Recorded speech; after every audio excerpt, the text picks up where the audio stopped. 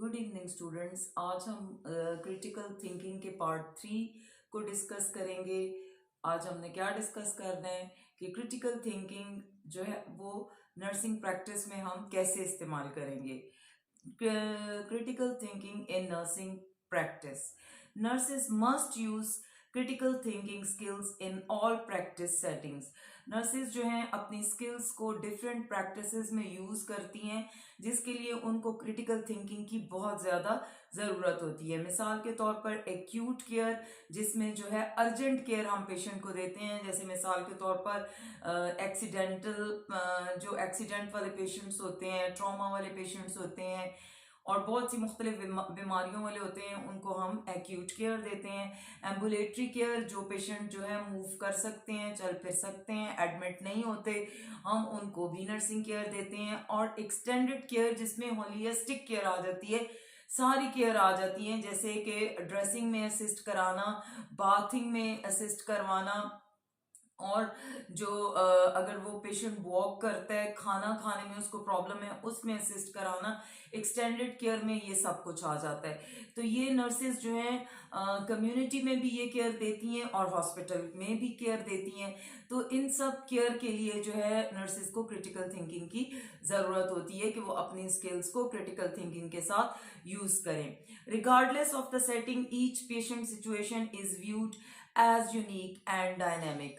चाहे कोई भी सेटिंग हो, चाहे कम्युनिटी हो, चाहे हॉस्पिटल हो, नर्स अपने पेशेंट को एक यूनिक और एक डायनेमिक पर्सन के तौर पे लेती है। यानी कि डायनेमिक मीन्स के सिचुएशंस जो होती हैं वो चेंज होती रहती हैं। तो हम जो है हमारे लिए हर पेशेंट जो होता है वो यूनिक होता है, और हर पेशेंट जो होता है उसके लिए जो है हम डिफरेंट केयर प्लान बनाते हैं।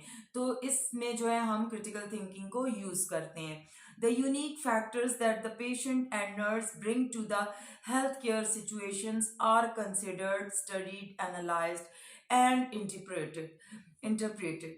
जो बहुत से ऐसे अनासर होते हैं कि जो नर्स को और पेशेंट को जो है हेल्थ केयर सिचुएशन में लेके आते हैं, और इन अनासर को फिर हम क्रिटिकली हम जो है वो तवज्जो देते हैं, उसको हम स्टडी करते हैं, उसको हम एनालाइज करते हैं, और हम फिर उससे रिजल्ट निकालते हैं कि हमने पेशेंट को किस सिचुएशन में किस तरह की केयर देनी है।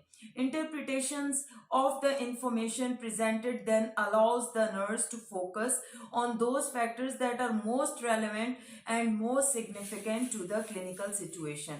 इन इंटरप्रिटेशन से जो इंफॉर्मेशन हासिल होती है, नर्सेज अपनी क्रिटिकल थिंकिंग को मद्देनजर रख के, क्रिटिकल थिंकिंग को यूज करके देखती हैं कि कौन सी सिचुएशन जो है वो मोस्ट रेलेवेंट है, या कौन सा प्रॉब्लम जो है वो कंसिडरेबल है कि हमने जो है वो सबसे पहले एड्रेस करना है, और कौन सा प्रॉब्लम ऐसा है कि जिसको हम वेट करा सकते हैं, उसको हम जो है उसके लिए हम थोड़ा सब्र कर सकते हैं। Decisions about what to do and how to do it are then developed into a plan of action. जो हम फैसले लेते हैं अपने प्लान ऑफ एक्शन में, वो हम क्रिटिकल थिंकिंग के साथ ही लेते हैं कि हमने क्या करना है और हमने किस तरह करना है। Applying critical thinking to nursing practice को हम कंटिन्यू रखेंगे कि implementation of the nursing process provide nurses with a creative approach to thinking and doing to obtain, categorize and analyze client data and plan action that will meet the client's need. हम जब critical thinking के साथ nursing process को implement करते हैं, तो फिर जो है हम जो है मसाइल के लिए बहुत से क्रिएशन करते हैं, बहुत से एक्शन प्लान हमारे दिमाग में आते हैं। क्रिटिकल थिंकिंग के साथ हम अपने एक्शन प्लान को ज़्यादा बेहतर तरीके से बनाकर उस नर्सिंग प्रोसेस को हम इम्प्लीमेंट कर सकते हैं। नर्सिंग प्रोसेस क्या है, ये स्टूडेंट्स आप अच्छी तरह से पढ़ चुके हैं, लेकिन हम इसको फिर रिवाइज कर लेते हैं कि nursing process is a systematic rational method of planning and providing individualised nursing care.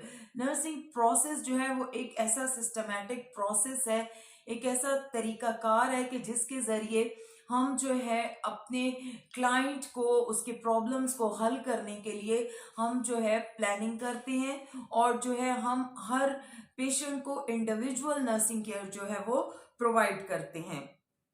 The phases of the nursing process are assessing, diagnosing, planning, implementing and evaluating।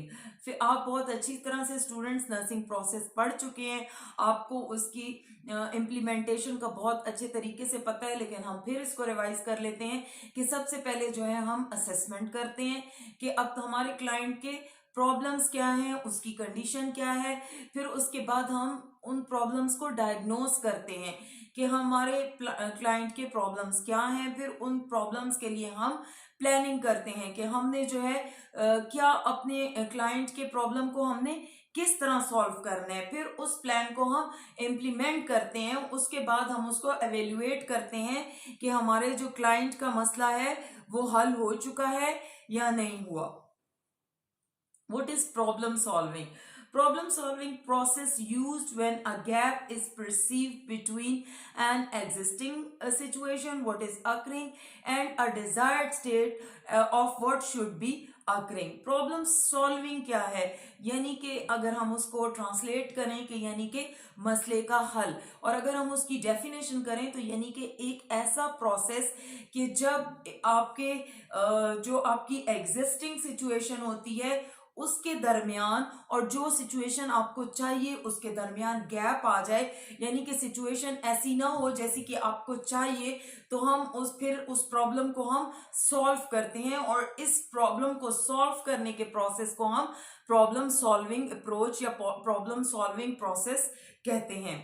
Throughout the problem solving process, the implementation of critical thought may or may not be required in working toward a solution।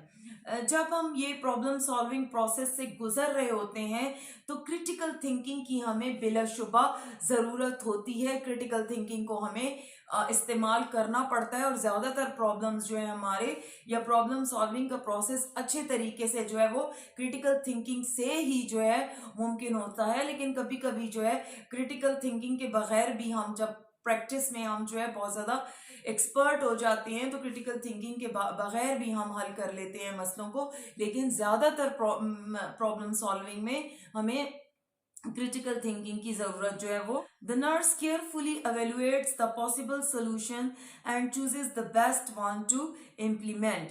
Critical thinking के साथ ही जब हमारे पास बहुत सारे options होते हैं तो nurse जो होती है वो क्रिटिकल थिंकिंग के जरिए सिचुएशन को एनालिसिस करती है, सिचुएशन का मुआयना करती है और बहुत सारे ऑप्शंस पर गौर करती है और जो सबसे अच्छा ऑप्शन होता है उसको वो अडॉप्ट कर लेती है।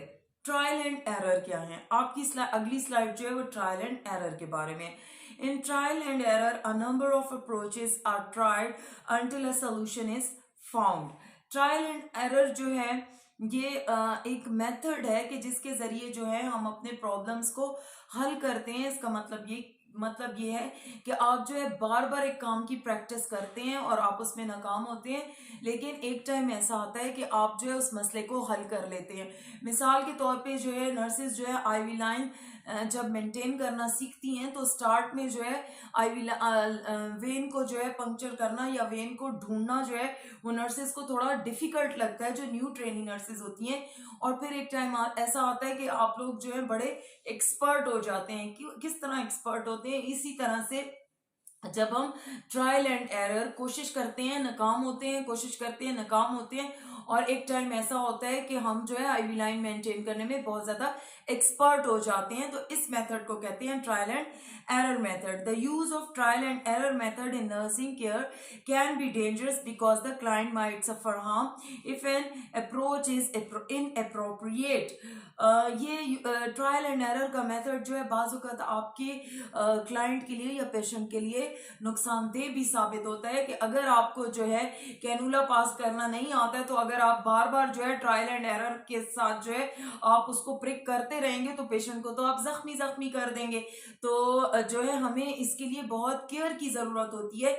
हमें कोशिश करनी चाहिए कि अगर हम एक्सपर्ट नहीं है तो हम जो है एक ही दफ़ा जो है प्रिक करें। अगर जो है आपसे आईवी लाइन मेंटेन नहीं हो रही तो आप जो है अपने से एक सीनियर नर्स को या हेड नर्स को आप कॉल करके कैनुला जो है वो पास करवा लें। इसी तरह जो दूसरे प्रोसेसेस होते हैं उसी में भी चूंकि हमारा जो है नर्सिंग केयर का ताल्लुक जो होता है वो लाइफ सेविंग से और पेशेंट की हेल्थ से होता है, तो हमें जो है ट्रायल एंड एरर को बार बार जो है इस मेथड को अपने क्लाइंट पर नहीं आजमाना चाहिए। हमें जो है कम से कम जो है ट्रायल एंड एरर के साथ अपने मकसद को हासिल कर लेना चाहिए। However nurses are often use trial and error in the home setting due to logistics, equipment and client lifestyle. Trial and error method जो है हॉस्पिटल में तो जो है बिल्कुल भी सक्सेसफुल नहीं होता, क्योंकि जो है एक स्टाफ मौजूद होता है हमारे पास। अगर एक से प्रॉब्लम नहीं हल हो रही तो दूसरे उससे सीनियर या उससे एक्सपर्ट बंदा जो है मौजूद होता है। लेकिन जो होम केयर सेटिंग है उसमें जो है नर्स जो है ज़्यादातर जो है वो अकेली होती है, इक्विपमेंट्स उसके पास महदूद होते हैं। तो ट्रायल एंड मेथड जो है ट्रायल एंड एरर मेथड जो है नर्सेज ज़्यादातर होम केयर सेटिंग या कम्युनिटी केयर में जो है वो इस्तेमाल करती हैं। स्टूडेंट्स, ट्रायल एंड एरर्स पे जो है आज का लेक्चर जो है हम ख़त्म करेंगे और नेक्स्ट लेक्चर में जो है आपकी थोड़ी सी स्लाइड्स रह गई क्रिटिकल थिंकिंग की, वो जो है हम डिस्कस करेंगे। Thank you for watching.